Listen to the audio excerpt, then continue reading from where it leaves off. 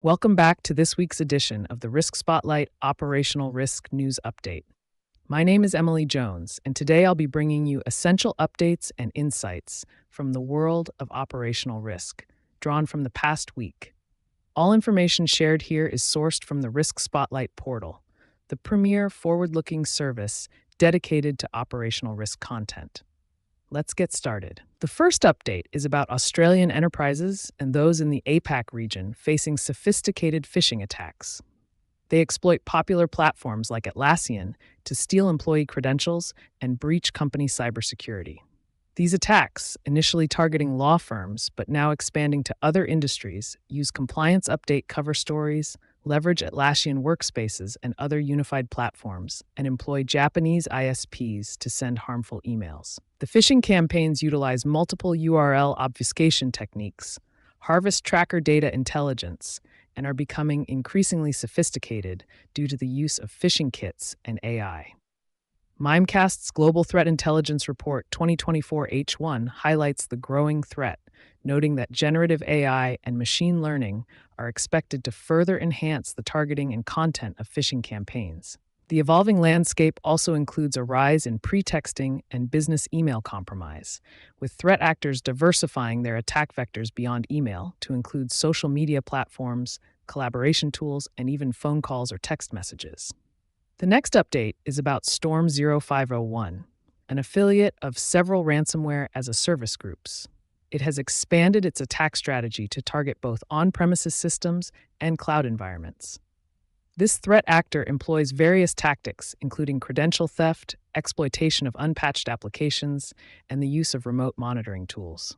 Recently, Storm 0501 has begun compromising Microsoft Entra ID, formerly Azure AD credentials, to access cloud environments, hijacking on-premises user accounts with cloud counterparts.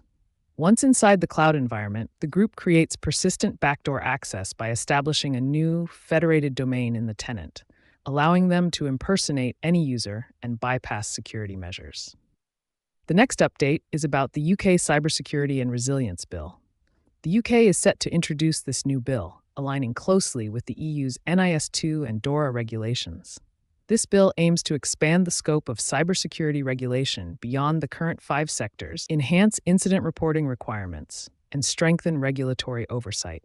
The UK government plans to classify data centers as critical national infrastructure and focus on ransomware threats. The new legislation is expected to shorten incident reporting timelines from the current 72 hours, particularly for critical entities, and may introduce fines similar to NIS2's penalties of up to €10 million or 2% of global annual turnover for essential entities.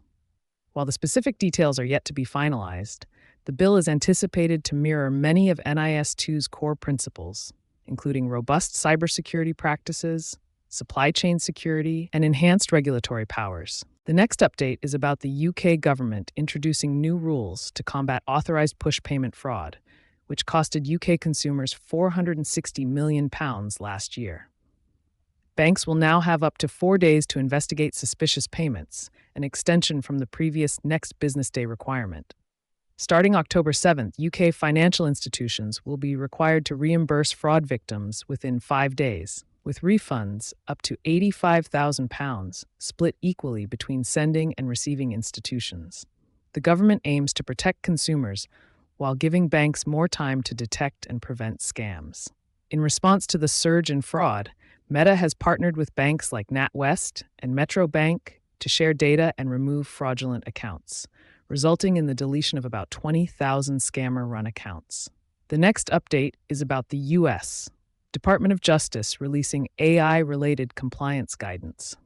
On September 23, 2024, the DOJ updated its guidance on the evaluation of corporation compliance programs to address artificial intelligence. This non-binding guidance provides considerations for companies using AI commercially or in compliance programs. It outlines how prosecutors should evaluate corporate compliance programs, focusing on design, application, and effectiveness. The update includes 9 questions specifically about AI, covering areas such as risk assessment, governance, training, testing, and monitoring. While not taking a stance for or against AI, the guidance emphasizes the importance of managing AI-related risks and potentially using AI to enhance compliance efforts.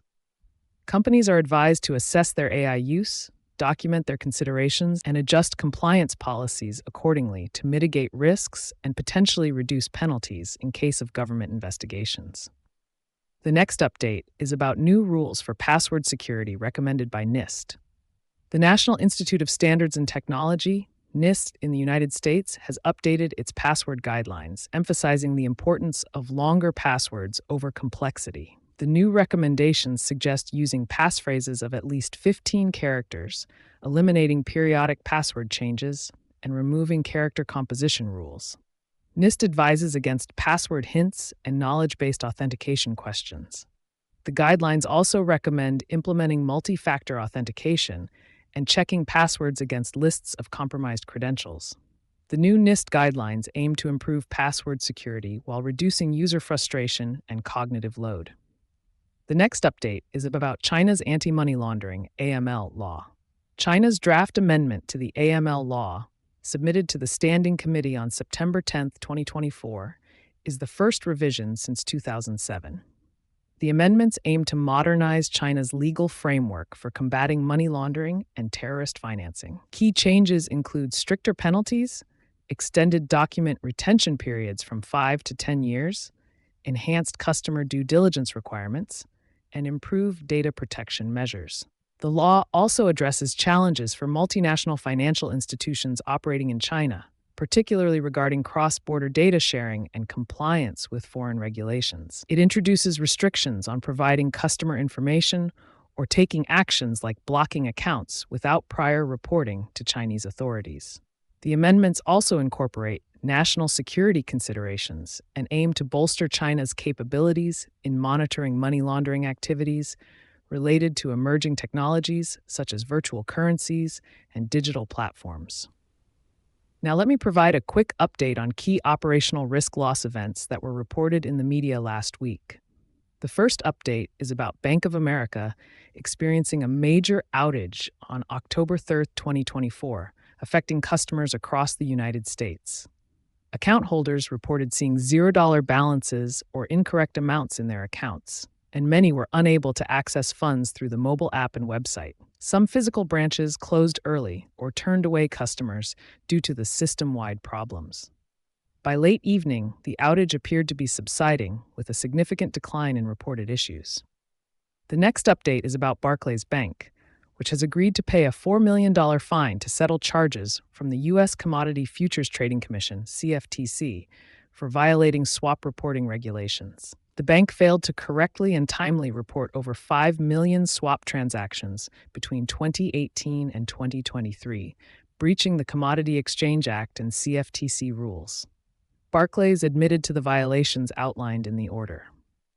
The next update is about Toronto-Dominion Bank, which has agreed to pay over $20 million US to settle an investigation into fraudulent trading practices by a former employee.